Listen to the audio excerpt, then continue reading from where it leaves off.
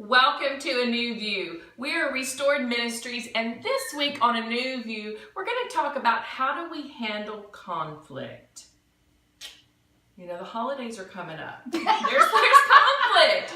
Not just on the holidays, every day conflict. Yeah. On the drive over here today, I was listening to the radio, and they have a new little program where they have people in conflict will call in, and then Houston callers can call in and vote for which one of them might be right, and whoever gets more votes. What could go wrong? They have to apologize wholeheartedly if the city agrees with whichever one. Funny and so is that's kind of interesting. Okay. That is kind of interesting. Get other people's perspective, you know. So you're listening in for conflict. Like, I'm going to tune in. Yeah. Tune in because I don't have enough conflict of my own. Like, let me hear your conflict. Yeah. Oh, that would kind of get a little stressful, wouldn't it? I think so. How do we handle conflict? You know, do you use your words and have no problem addressing conflict or your feelings, or do you kind of stuff them and keep them to yourself? Mm-hmm. What do you do?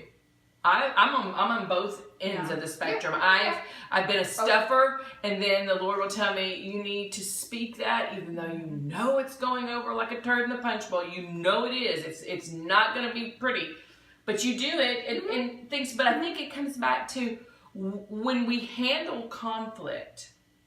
However, I think we have to move our flesh out of it. We have to really say, Holy Spirit, we got to pause. Mm-hmm. We definitely got to pause to say, instead of knee-jerking or instantly stuffing and building resentments, we got to say, how would you have me handle this, Lord?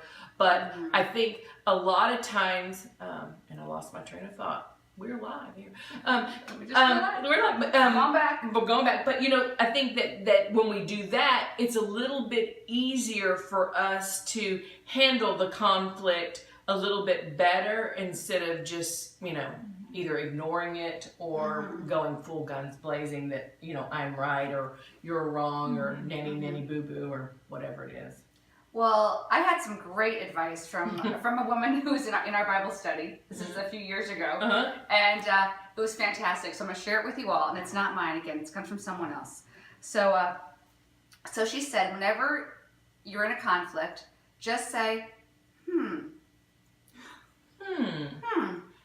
And at first, I'm like, well, that's a little crazy. Who does that? And I thought, oh, wise people do that. Wise people. That's what you do. So whenever someone says something to you, and you're like, and before you do, well, let me, you know. Yeah. Now you're just like, Let me. And it gives you a chance to reflect and pause. And I love it.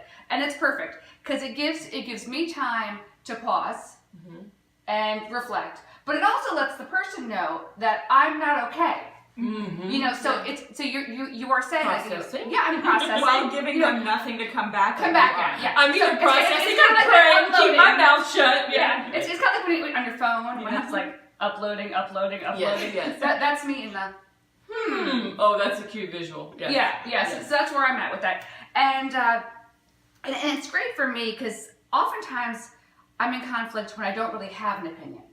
You know, if someone asks me my opinion on something, or they're confronting me with their opinion, and I have an opinion and I've thought through it, and then I'm like, oh well, let me share with you where I'm at on that.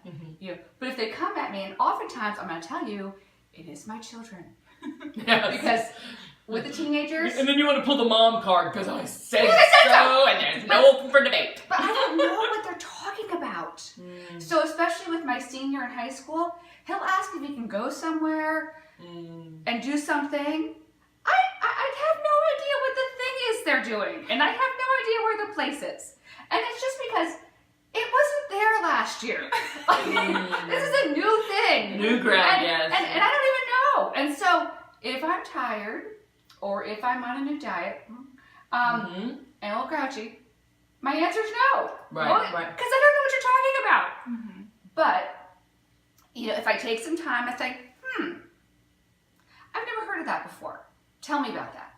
Yeah. And usually it's, you know, the teenagers have new things they're doing all the time. Right. And they're not bad things. They're just things I've never heard of. So for me, being able to give the, pause, upload.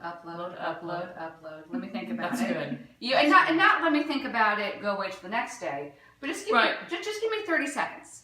Right. And for me in conflict, this has been, and not to say I'm perfect in any way, but it's taken that step closer to, you know, in helping me, Right. you know, resolve conflict That's good. because I'm able just to sit back and say, odd.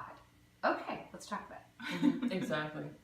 What do you think on conflict? How do you? I guess when I first sat down thinking about this, I thought you just need to ask yourself 2 questions no matter what comes at you. Is this my circus and are those my monkeys? I love Perfect. that. That's a great way. That's all you need to know about handling conflict. And sometimes it is your circus. It is your monkey, and you got to deal with it. Okay, that's yeah.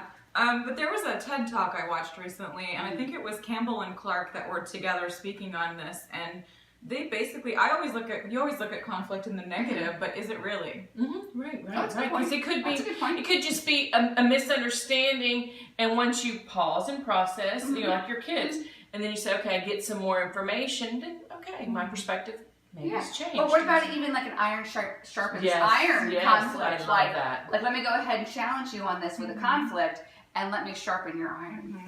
Well, these two doing this talk, they had this concept that we all deal with conflict in different ways, and it generally stems from our childhood experiences with conflict or with witnessing conflict, and how we're going to respond now with fight or flight, or you know, how will we go? And so having that in the back of your mind, that whoever I'm dealing with is doing one of these responses in some way to whatever they're perceiving. So it can be a lot harder to just kind of dig in and sort that out to where that conflict is a good thing if you're both dealing with it in a different way and don't realize that that's happening. That's good. That's good. That's good. There's a quote. I don't know exactly who penned this, but it's in my book, Divine Courage, that I'm working on. But it says, courage is the ability to stand up and speak, but courage is also the ability to sit down and shut up. There's a little truth. So, yeah, there's a little truth bomb for both sides. So we want to hear your view. How do you handle conflict? You know, do you fight or do you flight? You know, like Kim said, do you ask yourself the 2 questions? Not my monkeys, not my circus, I'm good. Or if it is our monkeys, if it is our circus, do we pause and do and process a little bit? We'd love to hear your view, so hashtag share your view of a new view on handling conflicts. Have a great day.